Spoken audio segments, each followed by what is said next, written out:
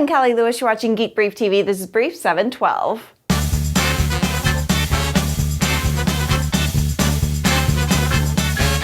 I've talked about a couple iPhone apps before on the brief that allow you to control your DSLR camera remotely. You can control the shutter speed, the aperture, and snap the photos. But what if you don't have an iPhone or don't want to use your iPhone to control your cameras? Pixel's LVW1 Wireless Live View remote control is the solution to all your problems. The transmitter attaches to the hot shoe on your camera and the receiver is a 3-inch TFT display.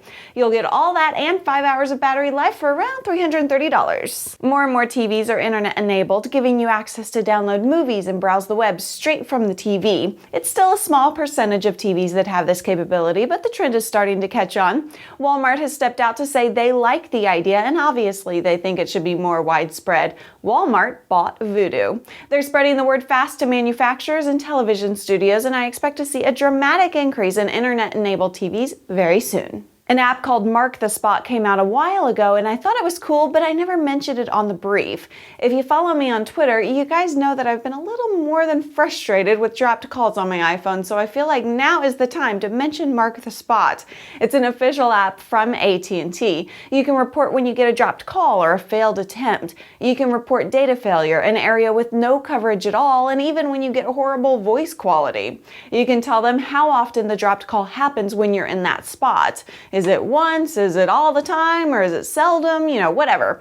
It's part of AT&T's constant promise to work on their network and make it bigger and better. Hopefully these reports will actually make the network stronger, but regardless, it at least makes me feel better. And think about it. It was a smart move on AT&T's part because complaining directly to AT&T through the app alleviates some of the desire to hop on Twitter and Facebook to complain to thousands of people. Here's something for you font geeks. Mary Huang is playing around with the idea of using a webcam to create your own custom typeface. It recognizes your facial expressions, so if I make a face like this, the font will be elongated. If I make a face like this, the font will stretch out to the sides. It's only in the beginning stages, so we can't all go out and try it just yet, but how cool is that? I wonder what face I'd use to determine my Callie font. I'd like to welcome a new sponsor on board today, aclens.com. It may not be outright geeky, but how many of us geeks have terrible eyesight? Definitely me. They're giving you guys 10% off your order at aclens.com, where they already sell contact lenses and glasses for up to 70% off. All you need to know is my code GBTV for Geek Brief TV. Code GBTV at aclens.com. Thanks so much for watching. I'm Callie Lewis. Bye.